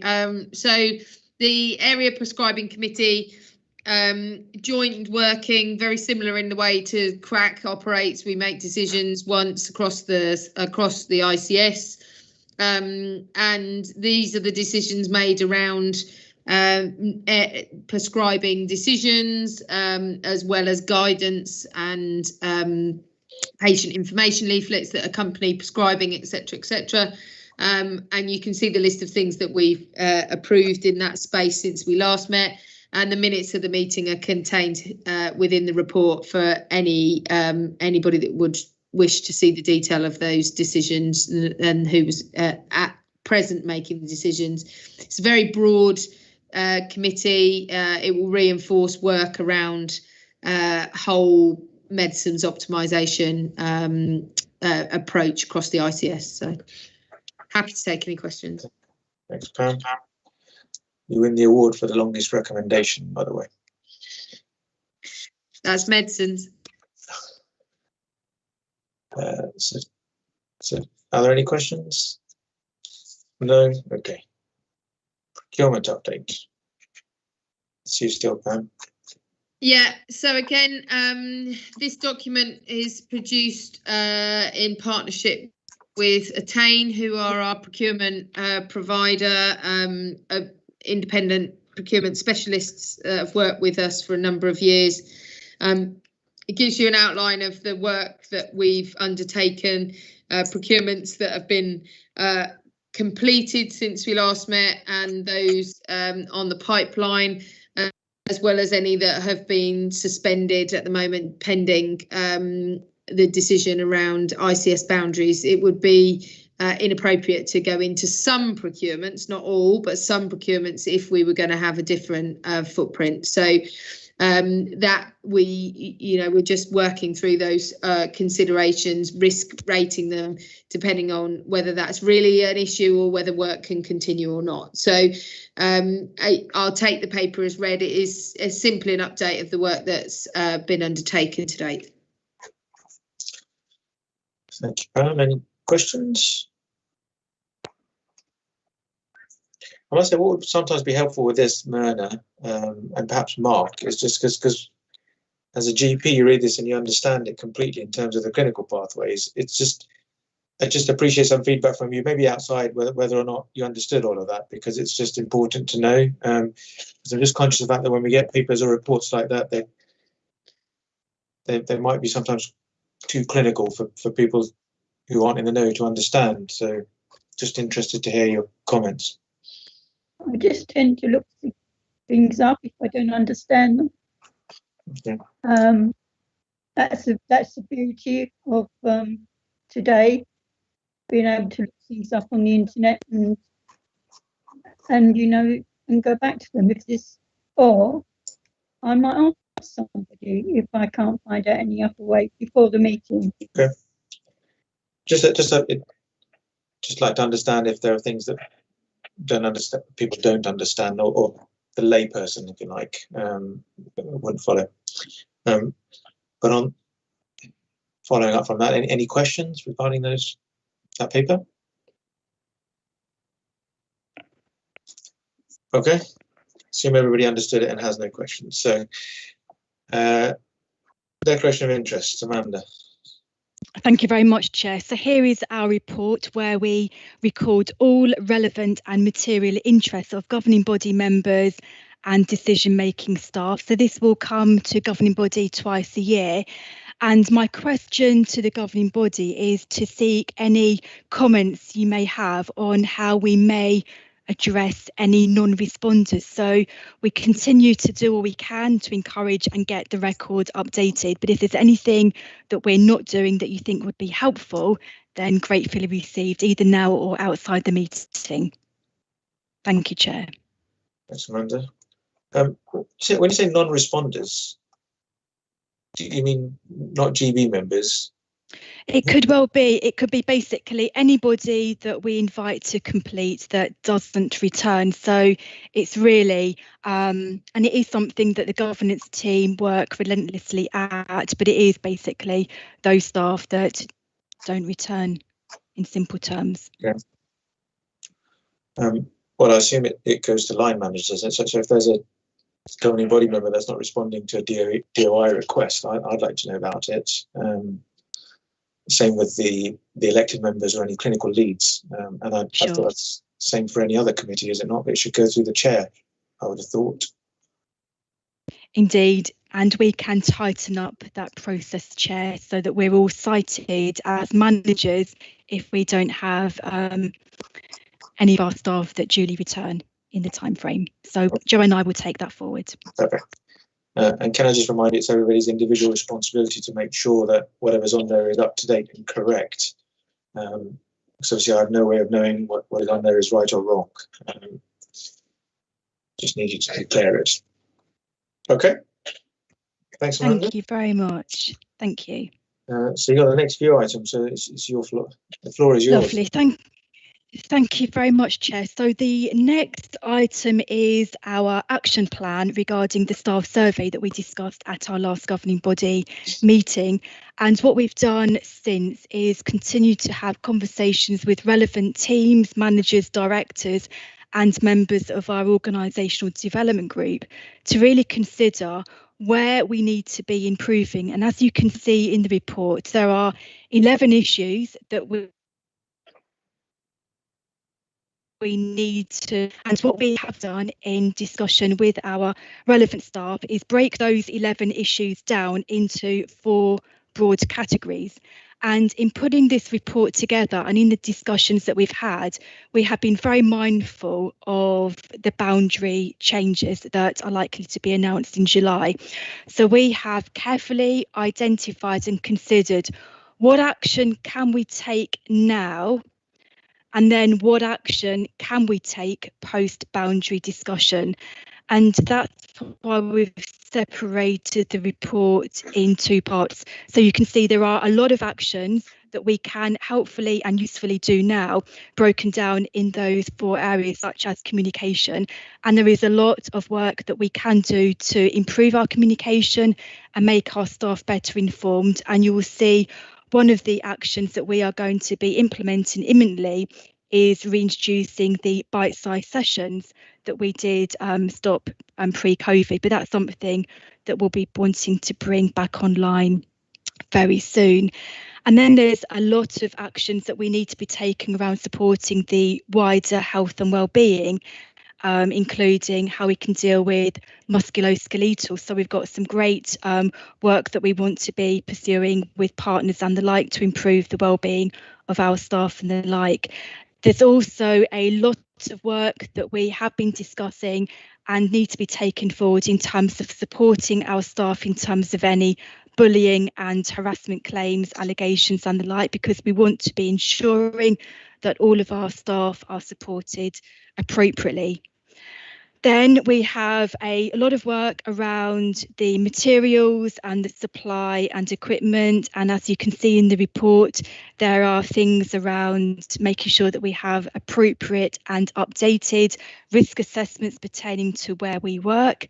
And we're also going to be doing something around reintroducing Teams etiquette, but also in addition to that, we're wanting to revisit our flexible working policy, which predates COVID, and be thinking more creatively as an employer what we can truly do to make flexible working more than we have at the moment.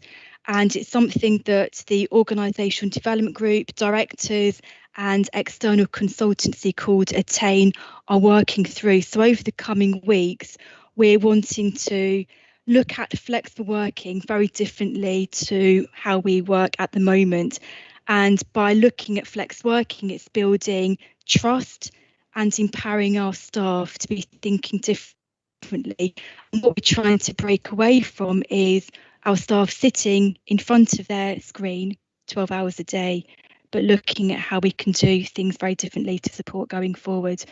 So as you can see, there is a lot of activity that is being progressed and will support, and we truly hope that by doing, if not all of it, at least some of it, we will improve our staff survey results next year, which will actually be this autumn that the 21 survey will be announced. Once we know the outcome of the boundary and what that will look like, then there, as you can see, a number of activities that we need to be doing around values and behaviours, leadership development, reviewing our governance and the like. But the JL team felt it was appropriate that we actually deal with that chunk of activity once we know the outcome of our boundary changes. The paper that's here today was discussed at our remuneration committee this morning, and we have agreed that we need to be closely tracking actions and delivery against our plan through remuneration committee, and we agreed that we'd be taking up update on our action at the next meeting, which will be then reported back through governing body. But I'm going to leave it there, Chair, but very happy to take questions. Thank you. So I'll open up to the floor to questions. I'd like to hear from people who line manage staff to just see what the sense is out there, if that's okay, because I don't really get to see anyone anymore. So it's hard to get a sense of whether people are good, bad, happy or not. So it'd just be useful to hear from a few of you. Lisa.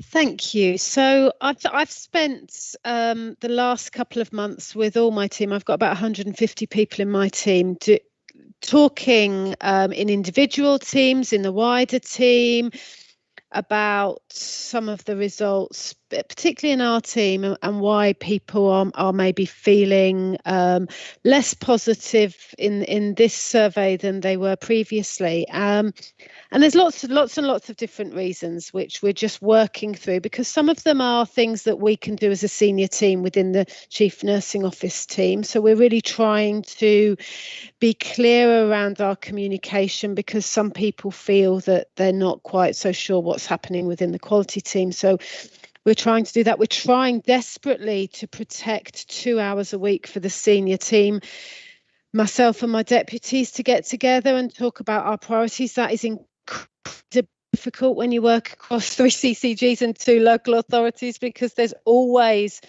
a safeguarding meeting. It is really, really challenging to do that, but we are really trying. It's not an excuse, but the majority of my team are nurses, and working at home, working in isolation has really impacted on their self-esteem for some people, their confidence, and we need to think about what we can do. People have said that they miss seeing me. Some of my team I haven't seen for a long time, although I have monthly meetings for an hour with the whole team, and that's the time for them to ask me questions and stuff. Some people just miss seeing you while you're making a coffee. They miss any little personal interaction, and it's really difficult to know how to address that with 150 people. And then the other thing that's really come through has been the relentlessness of working at home. Your laptop is always on the kitchen table. People email in the evening. So when you start your day, you used to start with a bit of a clear inbox. Well, some of us did, not me, those of you that know me. But some people would start like that. Whereas now, as people do work flexibly, which is great, people are starting with feeling, under pressure to do things. So there's a lot of different reasons.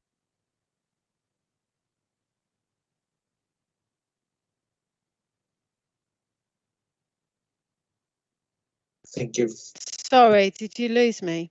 Well, I lost you. There's lots of different reasons, but I think I understand. Yeah, you go. So we've made a commitment as a team that we're going to go through them and do some work on it. And who's looking after you? My fabulous team and my fabulous chief officers and wonderful boss and a husband in the background. Okay. I think it's just it's if you're line managing 150 people, I think it's great that you take on some of that responsibility but then you mustn't forget that you're also somebody. Thank you. I think we sometimes forget that, don't we, in our senior positions. We just need to take that time out to, if anything, turn your camera off for 2 minutes and stand up and walk away. But it's just important to make time, and I think you're right. It's this screen working, but I think it's been done to death about how much problems that's causing. So who else can I pick on? So Richard's not here. How about you, Pam? How's your team doing? Pam G? Yeah, so sorry, my camera's very slow today.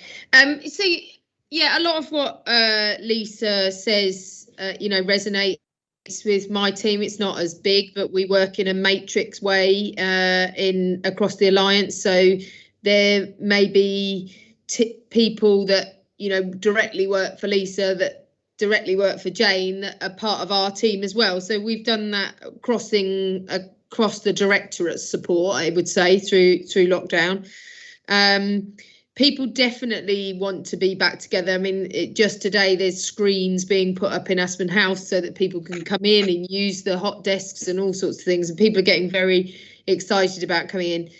As a manager, I've certainly had to think differently about the amount of time in a day we carve out to support teams. The personal crisis that somebody might experience in their life, it seems to have been, people have experienced more. We're certainly putting more sort of support packages in for people, but also we're not able to do the same sort of pastoral care as we would do over Teams. It's not the same as being in the office.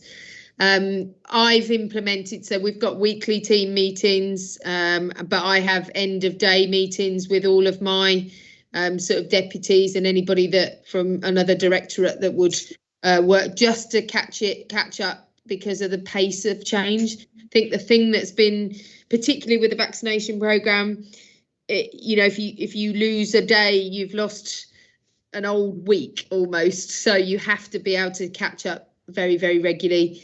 So that then condenses the amount of time that I would say you have for the other things, but it's the right priority to do. And we're doing alliance briefings, so similar format to the bite-sized briefings, but again, you know, having our partner organisations come in, because it's very important with white paper changes that our staff see and see the leadership within other organisations, understand what's happening within our partner organisations and feel part of that, not just part of their direct team. There's been massive changes for people like the medicines management team that used to be out in GP practices all the time and have been redeployed, much like Lisa's staff. You know, there's been, so quite a few people have been through significant change in their working environment, not just working from home. I've had the luxury of being part of, you know, coming in and out of the office to support the instant room for North East Essex and things like that, and more broadly. And you know, that's I've been able to connect with some people, but we need to do it in a phased way, because our offices are going to be incredibly busy compared to how we used to use the shared space, the toilets, those sorts of things. There's a lot of consideration around infection control for us as we bring back teams. So, okay, thanks, Pam. So you're right on cue, Ed. Yeah, I mean, just a couple of things I was going to say. I mean, for all the successes during the last year, the staff survey was a disappointment. It wasn't good enough, and I think we've spoken as a team about the improvements that need to be made. He's not here today, but Paul Jabara's team results were very good. Oh, you are here. I have. John, sorry, I was late. You must have sensed I was about to big you up. But, one of the things Paul does is he has I think an hour a week, don't you, Paul, where you just have an open drop-in session where staff can come and chat to you about, you know, what they're cooking tonight or plans for the weekend or whatever they want to talk about with you. It's just a kind of protected space, and I think those sort of little this is not the right word, those protected offers, interventions actually go a long way, don't they? So I think we're just trying to learn from the kind of good things people have done, and I think the flexible working is the next thing we're going to formalise, because there are businesses which have actually changed the way they work now due to the kind of online nature of work. You know, Friday afternoons you don't have meetings.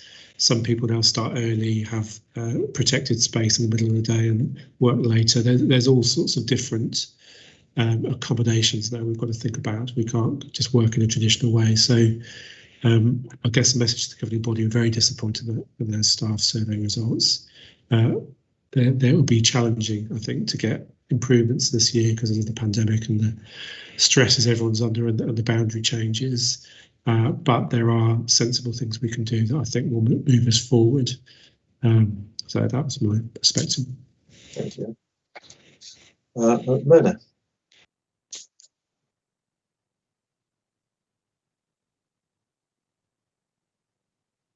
You're back on mute, Myrna.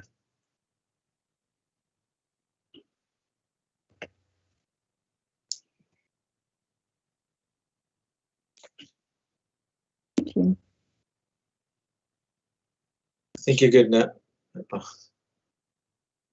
Stop pressing the button, Myrna. Hang on.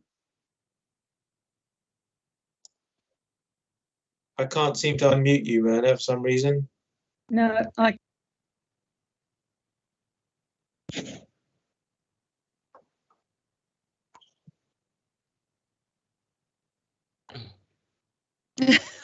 Okay, sorry. If it's a brief comment, you can maybe put it in the comment box. Okay. I'm trying to remember that movie where he started with the placards. That's going back.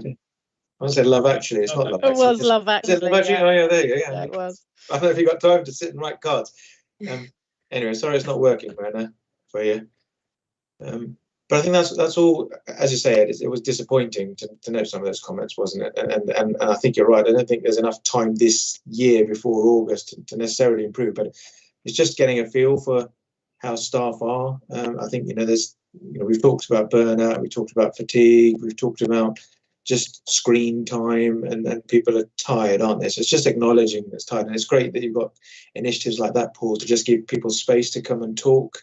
But I know working from home, that the thing that goes away when you're working from home is the concept of breaks, because you don't have that come on, I'm going for a cup of tea, come with me sort of conversation, because if you're just by yourself, you just sit there working, or worse still, work while eating your lunch. It's just it takes discipline, and I think it's, in some ways, you've got to learn the bad habits before you can correct the bad habits, and sadly that's where we are.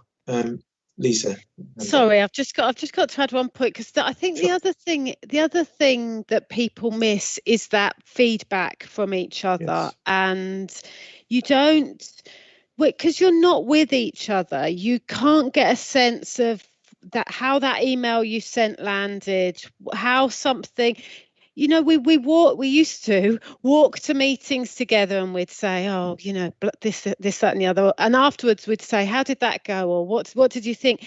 But you don't get a chance to do that without actually trying to make time to ring somebody or set up another meeting and all. And I think it is those little things, and that's what people miss. They miss those minutiae human contact bits that make life worth living. It's a lesson to us all, actually. I've learned a lot personally about situations where people can't leave their house, and how it impacts on your emotional well-being. Yeah. So I think there's things for all of us, but some of it we can address, but some of it is going to be really difficult until we can get a little more face-to-face time. Indeed. I think as sooner we can start to do it safely, I think the better for humanity. Right, okay.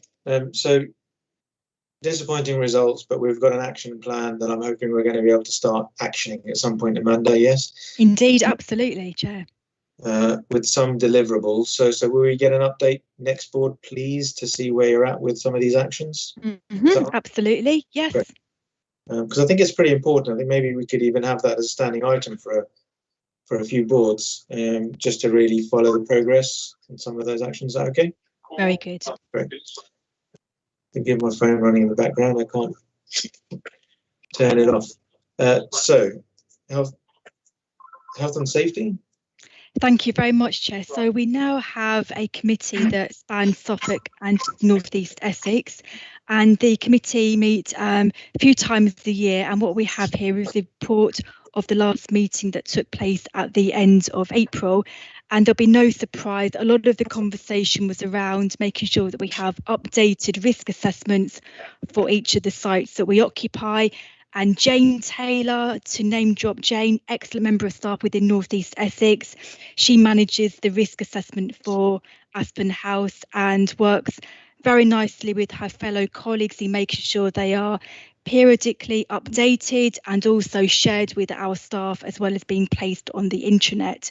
And I know Jane and team have gone great strides in making sure that Aspen House continues to be safe. And I know as we speak, and Pam's just alluded to the fact that we are doing ongoing work to make sure that when staff come back and more staff come back to work, that they are protected in the workplace.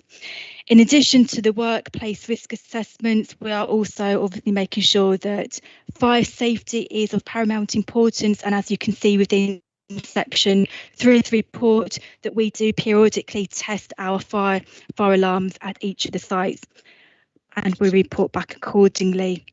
And we also then talk through our sickness absence, which we go into detail. So they are some of the things that we have discussed at the last meeting, but very happy to take any questions. I think some of the points in there just echo what we just discussed in the last item, don't they? Indeed. Any questions, comments about that particular report? Okay, thanks, Amanda. Okay, so moving on then to the board assurance framework. Here we have our most up-to-date report where we currently have 9 strategic risks that have all been updated by the relevant lead director. We've also discussed at the last OP Exec Committee, and I believe that this report has also been to the last Finance and Performance Committee, but I'll leave it there, Chair, but happy to take any questions. Pause for a second. Anyone got questions about the framework or wider?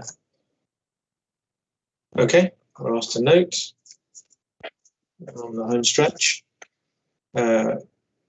Remcom terms of reference. Thank you. In light of the early paper where we have actually accepted the new model constitution, in doing so, we've had to review and update quite a few of our terms of references for the various committees, and the Remuneration Committee was one of those. So we have reviewed, updated, and we discussed at the last Remuneration Committee, and we now bring the updated terms of reference to board this afternoon to hopefully approve and adopt as we move forward. Thank you.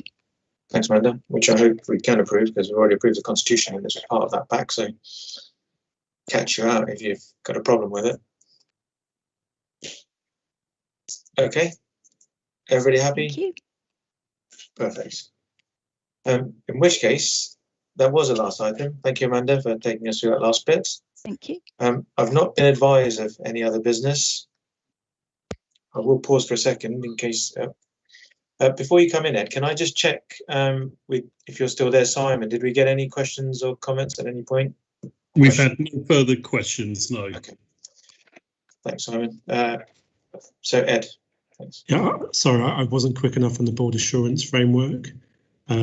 Just one observation: there's not a huge number of risks on there. It feels like there are more risks at the moment, so I might just have a think about that. But the risks that Mark brought up at the start around staff burnout, I wonder whether we should look at having a risk.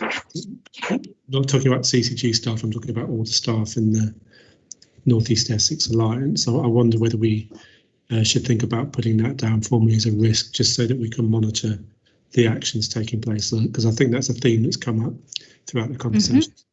Okay, that sounds like a good idea, Ed. I'll leave it to maybe you and or Amanda perhaps to try to see how you could quantify Indeed. that. And I'll take that to our next risk forum as well. Thank you. Mark.